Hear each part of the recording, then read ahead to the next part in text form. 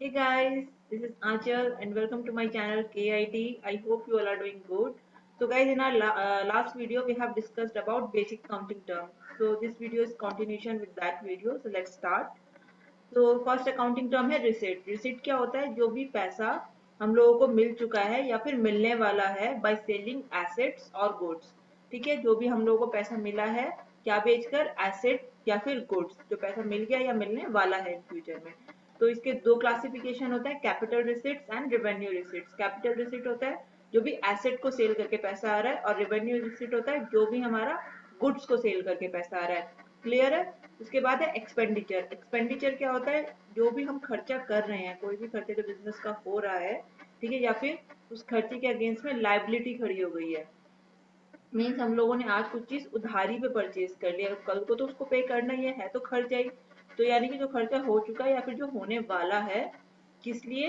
कोई भी asset acquire करने के लिए या फिर गुड्स परचेज करने के लिए, वो क्या हो जाता है? एक्सपेंडिचर हो जाता है। तो एक्सपेंडिचर के फर्दर थ्री क्लासिफिकेशन है, capital expenditure, revenue expenditure and deferred revenue expenditure. Guys, deferred revenue expenditure को हम लोग अपना फिक्टिशियस एसेट्स के साथ by the end of the video cover करेंगे। अभी हम लोग देखते हैं कैपिटल एक्सपेंडिचर क्या होता है एंड रेवेन्यू एक्सपेंडिचर क्या होता है। तो जैसे कैपिटल रिसिट था क्या, फ्रॉम सेलिंग ऑफ एसेट्स, इसी तरह से हम लोग का कैपिटल एक्सपेंडिचर हो जाता है टू परचेज अ एसेट। कोई भी एसेट हम परचेज कर रहे हैं तो क्या हो जाता है? वो हमारा कैपिटल एक्सपेंडिचर हो जाता है, यानी कि जिससे बेनिफिट हम लोगों को मोर देन 1 ईयर मिल रहा है, वो हो गया कैपिटल एक्सपेंडिचर। फिर उसके बाद हो जाता है हमारा रिवेन्यू एक्सपेंडिचर। रिवेन्यू एक्सपेंडिचर को हम लोग क्या बोल देते हैं? जो हम लोगों का डे टू डे के एक्सपेंसेस होते हैं टू रन अ बिजनेस, वो हो जाते हैं रेवेन्यू एक्सपेंडिचर, जिसको हम लोग एक्सपेंसेस भी कह देते हैं। तो एक्सपेंसेस के फर्दर टू क्लासिफिकेशन हैं आगे। क्या है? Prepaid expenditure expenses and outstanding expenses. ठीक है, अब प्रीपेड एक्सपेंस क्या हो गया गाइस? जो भी एक्सपेंस हम लोगों ने एडवांस में कर दिया है, प्रीपेड में एडवांस में उसको पे कर दिया है। अब इसका एग्जांपल क्या है? आप लोग फोन तो सब लोग यूज करते हैं, तो जो भी प्रीपेड फोन है, प्रीपेड प्रीपेड सिम्स हैं, तो उसका आप लोग क्या करते हैं? आप लोग एडवांस में पहले रिचार्ज करा लेते हैं और फिर उसको यूज करते हैं for a particular time period, जब भी आपका वो बैलेंस चल रहा है, खत्म नहीं हो रहा है जब तक। तो वो हो गया एडवांस में आपका खर्चा हो गया। इसी तरह से होता है आउटस्टैंडिंग एक्सपेंसेस। आउटस्टैंडिंग एक्सपेंस क्या होता है? जो हमारा पे हम उसको करते हैं आफ्टर टेकिंग सर्विस, जैसे कि सैलरी जो होती है वो हम लोगों को by end of a particular month मिलती है। ठीक है, हम लोगों ने पूरा महीना काम कर लिया फिर हमें पैसा मिल रहा है, तो ये हो गया आउटस्टैंडिंग एक्सपेंस, यानी कि पूरे महीने की सैलरी आउटस्टैंडिंग हो गई है तब पैसा मिल रहा है। क्लियर हो गया? उसी तरह से हम लोगों की एक टर्म और आती है इनकम। इनकम क्या होता है गाइस? इनकम होता है हमारा जो भी हमारा बिजनेस से रेवेन्यू हुआ है, हम लोगों को जितना भी हम लोगों ने कमाया है और जितने भी हमने बिजनेस में खर्चे किए हैं, उन दोनों का डिफरेंस होता है इनकम। यानी कि अगर हम लोगों ने ज्यादा कमा लिया अपने खर्चे से तो हम लोगों को क्या हो गया? इनकम हो गया, दैट इज प्रॉफिट हो गया। और उसी तरह से लॉस क्या होता है? लॉस होता है हमारा एक्सेस ऑफ एक्सपेंसेस। जब भी हमारे एक्सपेंस ज्यादा हो गए हैं रेवेन्यू से, ठीक है, एक्सपेंस हमारे क्या हो गए? ज्यादा हो गए, रेवेन्यू कम हो गया, तो हमारा लॉस हो गया। उसी तरह से जब हमारा रेवेन्यू ज्यादा हो गया और एक्सपेंस कम हो गया तो हमारा क्या हो गया? प्रॉफिट हो गया, इनकम हो गई है। क्लियर हो गया इतना? नेक्स्ट हम लोग देख लेते हैं। नेक्स्ट है डिस्काउंट। डिस्काउंट तो आप लोगों ने शॉप पे जाके खूब मांगे होंगे कि भैया हमें डिस्काउंट दे दो आप इस प्रोडक्ट पर। तो ये वही डिस्काउंट है। डिस्काउंट है reduction in price of goods by enterprise to customer, यानी कि एक शॉपकीपर ने, एक एंटरप्राइज ने आपको, आप कस्टमर हो तो आपको डिस्काउंट दे दिया। तो इस डिस्काउंट के भी टू कैटेगरीज होती हैं, trade discount and cash discount. Trade discount क्या होता है? फॉर एग्जाम्पल, जब पर्टिकुलर जो हम लोगों ने स्टोरी पीछे कवर करी थी, उस स्टोरी में स्वीट का बिजनेस था। अब स्वीट का बिजनेस था तो उसने क्या करा? उसने बल्क में जब परचेज करा तो उसने बोला कि मैं बल्क में आपसे परचेज कर रहा हूँ, तो आप मेरे को थोड़ा सा क्या करो, डिस्काउंट तो दे दो। तो उन्होंने बोला कि ठीक है, मैं एक काम करता हूँ, मैं आपको, अगर आप मेरे से 100 बॉक्सेस स्वीट खरीद रहे हैं तो मैं आपको 5 बॉक्सेस फ्री दे देता हूँ। तो यानी कि वो जो 5 बॉक्सेस हुए, उसने कॉस्ट ना कम करके उसने 100 बॉक्सेस की कॉस्ट में 105 बॉक्स देनी है। ठीक है, तो गाइज ये जो ट्रेड डिस्काउंट होता है ये बल्क परचेज में होता है और इसको हम लोग रिकॉर्ड नहीं करते हैं। रिकॉर्ड क्यों नहीं करेंगे? हम सीधा दिखा देंगे कि हमारे 105 बॉक्सेस जो आए हैं, हमने खरीदे हैं, वो दिस एंड दिस अमाउंट पे खरीदे हैं। जो भी हमारा कॉस्ट डिसाइड हुई थी उसमें हम डिस्काउंट वाला पार्ट कहीं नहीं दिखाते हैं। वहीं जो दूसरा डिस्काउंट होता है वो होता है कैश डिस्काउंट। कैश डिस्काउंट क्या होता है? जो हमें अर्ली पेमेंट करने पर मिल जाता है। जैसे कि अब आप भी आगे जाके बल्क में आपने सेल करा, ठीक है, अपनी स्वीट्स को सेल कर रहा था वो पर्टिकुलर जो आदमी है, अब वो सेल कर रहा था तो उसने उसको जो उसके जो भी डेटर्स थे जो उससे खरीद रहे थे, डेटर्स बनने जा रहे थे। क्यों? क्योंकि उन्होंने बोला कि हम आपको 3 मंथ्स बाद पेमेंट कर देंगे, आप हमें बल्क में दे दो, हम आपको आफ्टर 3 मंथ्स पेमेंट कर देंगे। तो इसने कहा अरे मेरे कस्टमर्स तो मेरे डेटर बनने जा रहे हैं, तो मैं नहीं चाहता कि मेरे डेटर्स खड़े हों, तो मैं क्या कर देता हूँ, मैं इनको आज एक ऑफर दे देता हूँ कि आप मेरे को अगर आज ही पेमेंट कर रहे हो तो अगर 100 बॉक्सेस का रेट मैं आपसे 100 रुपए चार्ज कर रहा हूँ, तो मैं आपको अगर आज ही आप पेमेंट दे रहे हो तो आप मेरे को 95 रुपीज दे दो। तो उसने बोला कि ठीक है, मेरे को डिस्काउंट मिल रहा है तो मैं आज ही दे देता हूँ। तो उसने आज ही पेमेंट कर दी 5 रुपए कम से। तो वो जो 5 रुपीज हो गया गाइस, उसको हम लोग बुक्स में क्या दिखा देते हैं, उसको हम लोग दिखा देते हैं डिस्काउंट, कैश डिस्काउंट। उसको हम पर्टिकुलरली शो करते हैं अपने बुक्स ऑफ अकाउंट्स में। कैसे शो करते हैं? हम सीधा शो कर देंगे कि हमारी जो स्वीट्स है वो थी टोटल 100 रुपीज की, जिसमें से हमारे पास कैश आया है 95 रुपीज और 5 रुपीज हमारा डिस्काउंट शो कर देंगे। तो इन दोनों में जो मेजर डिफरेंस है गाइस वो यही है कि कैश डिस्काउंट जो है वो हम लोग बुक्स में रिकॉर्ड करते हैं, ट्रेड डिस्काउंट हम लोग बुक्स में रिकॉर्ड नहीं करते हैं। ठीक है, सेकेंड हो गया हमारा डिस्काउंट, हम लोगों को क्लियर हो गया। अब नेक्स्ट हो गया हमारा रिबेट। रिबेट क्या है? रिबेट अगर आप लोगों ने उस शॉपकीपर से कुछ भी परचेज कर लिया, आप लोग की शॉप पे गए हैं, आपने शॉपकीपर से परचेज कर लिया है और आप लोगों ने घर जाके देखा अरे ये कपड़ा तो हमारा क्या हुआ, डिफेक्टिव निकला है। तो अब आप लोगों ने बोला कि इतना भी बड़ा डिफेक्ट नहीं, थोड़ा सा डिफेक्ट है, इसको मैं यूज कर सकता हूँ, तो अभी यूज कर लेता हूँ, फिर नेक्स्ट टाइम जब जाऊंगा तो उसको मैं बता दूंगा कि डिफेक्टिव था। तो आप जब नेक्स्ट टाइम गए, आपने बताया, तो उसने क्या करा, आपको आपको करंट परचेज पर उसने रिबेट दे दी। रिबेट दे दी मतलब कि आप अभी कुछ परचेज कर लो, मैं आपको अभी छूट दे देता हूँ, यानी कि डिस्काउंट ऑन पास्ट सेल। ठीक है, जो उसने ऑफर करी आपको पास्ट सेल पर because of poor quality of goods. ठीक है, तो ये डिस्काउंट जो है, this is a kind of discount but it is different from cash and trade discount. तो ये क्या है? रिबेट है, इसलिए इसको बोल देते हैं रिबेट, क्योंकि ये आपको पास्ट सेल पर ऑफर किया जाता है because of default in the quality, default goods. ठीक है, तो क्या, तो उसने आपको क्या करा, उसने आपको रिबेट दे दिया, return a portion on the sale transaction, यानी कि जो पहले की उसने सेल कर दी थी उस पे उसने एक तरह से आज आपको क्या कर दिया, रिबेट दे दी है कि आप या तो वो आपको एक कार्ड दे देगा कि आप उसको मेरे को फ्यूचर में शो कर देना, तो मैं आपको छूट दे दूंगा, या तो वो आपको हैंड टू हैंड अगर आप परचेज करें तो छूट दे देगा, तभी रिबेट दे देगा। क्लियर हो गया? उसके बाद आता है next term business transaction. Business transaction क्या है? कोई भी ट्रांजैक्शन जिसमें मॉनेटरी वैल्यू इंक्लूड होती है, जो आपकी फाइनेंशियल स्टेटमेंट्स को इफेक्ट करती है, यानी कि जहां भी कोई भी बिजनेस में लेन देन हो रहा है जिसमें पैसा इंक्लूड है, दैट इज बिजनेस ट्रांजैक्शन। तो इसके कुछ पॉइंट्स हैं, क्या है कि ये मॉनेटरी इवेंट होना चाहिए, पैसा होना चाहिए, ये इफेक्ट करना चाहिए आपकी फाइनेंशियल पोजीशन को। ठीक है, it belongs to business, business की एंटिटी से बिलोंग करना चाहिए, ओनर का पर्सनल खर्चा नहीं होना चाहिए, और ये initiated by an authorise person, जिसको कंपनी के ओनर ने ऑथराइज कराया है लेन देन करने के लिए, वही बंदा लेन देन करे तो ही बिजनेस ट्रांजेक्शन होती है। और it is supported by a source document. Source document means एक एविडेंस होना चाहिए कि मुझे ये पेमेंट करनी है तो इसका बिल है, ये पेमेंट रिसीव करनी है तो इसका बिल है, सारे बिल्स होने चाहिए। एविडेंस मीन्स सारे सपोर्टिंग डॉक्यूमेंट्स होने चाहिए। ठीक है, बिजनेस ट्रांजेक्शन क्लियर हो गया।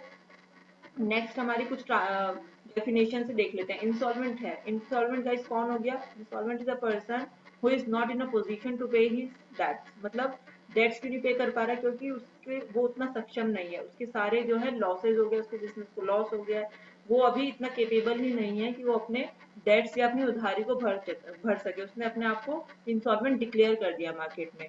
ठीक है, तो पर्सन जो अपनी उधारी नहीं भर सकता उसको इंसॉल्वेंट कह देते हैं, और जो पर्टिकुलर पर्सन जो उधारी भरने के सक्षम में है, जो पे कर सकता है अपने डेट्स को, उसको सॉल्वेंट कह देते हैं।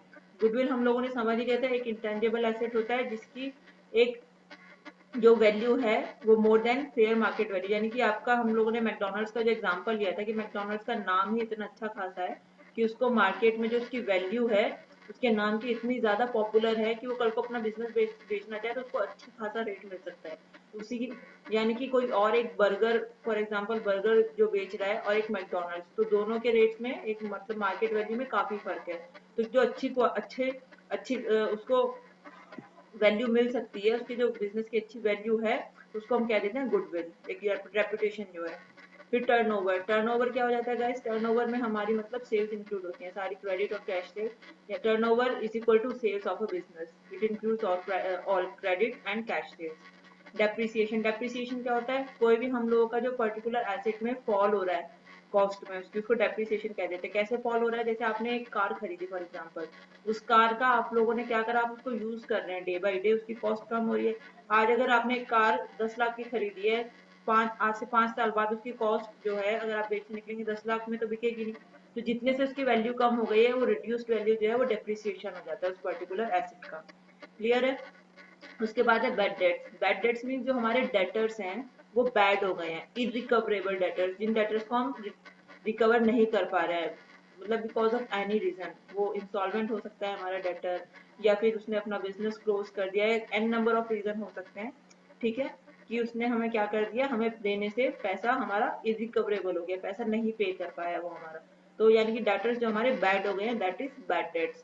ठीक है। उसके बाद ट्रायल बैलेंस। ट्रायल बैलेंस क्या होता है? ट्रायल बैलेंस हमारा at the end of a particular accounting period बनता है, यानी कि summary of all debit and credit transactions, जिसमें हम लोग अपनी सारी डेबिट और क्रेडिट ट्रांजैक्शंस को रिकॉर्ड करते हैं by end of a particular accounting period. उसको हम कहते हैं ट्रायल बैलेंस। ये हमारा फाइनेंशियल स्टेटमेंट्स प्रिपेयर करने से पहले बनता है। तो अब देख लेते हैं फाइनेंशियल स्टेटमेंट्स क्या है जो ट्रायल बैलेंस के बाद प्रिपेयर होते हैं। फाइनेंशियल स्टेटमेंट्स में गाइस ट्रेडिंग अकाउंट कवर होता है।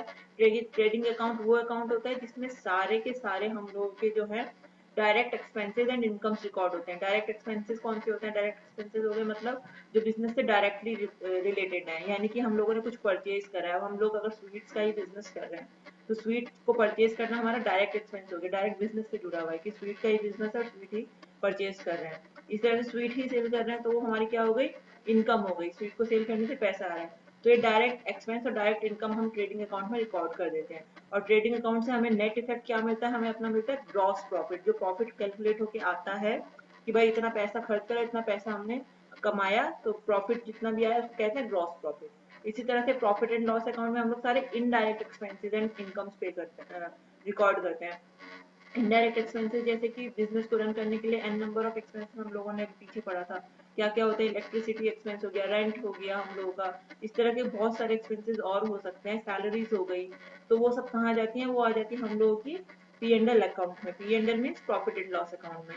तो वहां से हम लोग क्या कैलकुलेट कर लेते हैं? अपना नेट प्रॉफिट। ग्रॉस प्रॉफिट हमारा ट्रेडिंग अकाउंट से शिफ्ट हो जाता है फिर further profit and loss account में। वहां से हम लोग अपना नेट प्रॉफिट कैलकुलेट कर लेते हैं।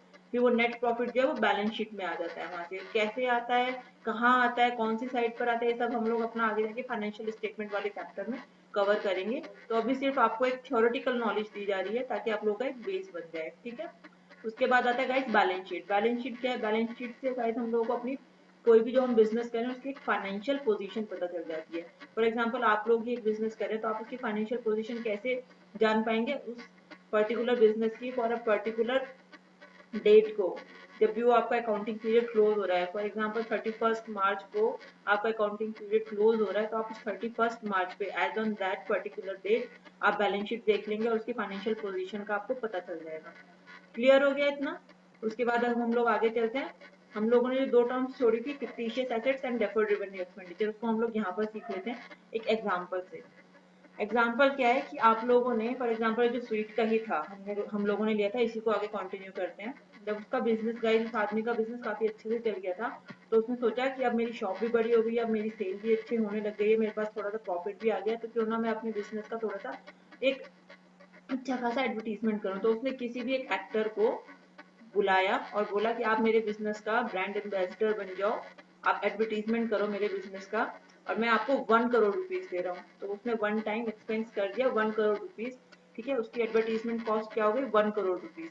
तो गाइस जो वो 1 करोड़ रुपीज उसने एक्सपेंस कर दिया है आज, उसका बेनिफिट उसको सिर्फ पर्टिकुलर जिस अकाउंटिंग पीरियड में उसने करा उसमें तो मिलेगा नहीं, उसके आने वाले काफी सालों में मिलेगा। ठीक है, 4 साल 5 साल फॉर एग्जाम्पल 4 साल तक मिलेगा, उसने एस्टिमेशन कर दिया। तो वो जो 1 करोड़ रुपए है उसको हम लोग आज ना बुक करके आने वाले 4 साल में बुक करेंगे। 25 आज इस वाले करंट ईयर में, 25 नेक्स्ट, 25 उसके नेक्स्ट एंड 25 फोर्थ ईयर में। तो इस तरह से उसको हम लोगों ने 4 पार्ट्स में डिवाइड करके हम लोग उसको क्या करेंगे? एक्सपेंस को अपना बुक करेंगे। तो जो 1 करोड़ एडवर्टीजमेंट एक्सपेंस हम लोगों ने आज कर दिया उसको हम बोल देते हैं डेफर्ड रेवेन्यू एक्सपेंडिचर। ठीक है, मतलब वो एक्सपेंस जो हम लोगों ने आज तो कर दिया है, लेकिन उसका जो हम लोग उसको रिटर्न ऑफ, मतलब रिटर्न ऑफ मीन्स चार्ज जो करेंगे वो आने वाले 4 साल में करेंगे। ठीक है, तो वो 1 करोड़ हमारा हो गया डेफर्ड रेवेन्यू एक्सपेंडिचर, और 25 25 25 लाख हम लोग हर साल उसको दिखाते रहेंगे। और फिक्टिशियस एसेट्स क्या होता है गाइस? फिक्टिशियस एसेट्स वो हो गया जो हमारा क्या है, आने वाले, अगर हमने करंट ईयर में 25 लाख रिकॉर्ड कर दिया है, तो अभी हम करंट ईयर में वो जो रेस्ट 75 लाख बचे हैं उसको क्या दिखाएंगे? फिक्टिशियस एसेट्स दिखाएंगे। फिक्टिशियस एसेट्स क्यों दिखाएंगे? क्योंकि they are losses not written off in the year in which they are incurred, मतलब वो इन करंट ईयर में चार्ज नहीं हो रहा है। अगर हमने इस वाले करंट ईयर में उसको पे कर दिया तो करंट ईयर में चार्ज ना होके आने वाले फर्दर अकाउंटिंग पीरियड्स में चार्ज हो रहा है। ठीक है, तो क्या हो गया? Fictitious assets. यानी कि 1 करोड़ हमारा हो गया डेफर्ड रेवेन्यू एक्सपेंडिचर जो हम लोगों ने आज कर दिया है, और करंट ईयर में वो 75 लाख जो बचा है वो हो गया फिक्टिशियस एसेट्स। क्लियर हो गया गाइस इतना?